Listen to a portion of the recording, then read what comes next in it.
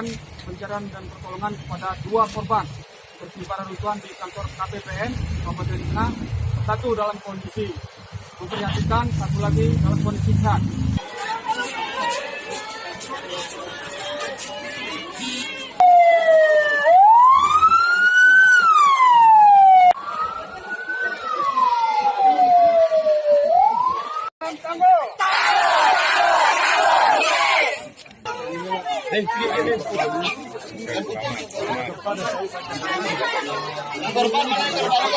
Terus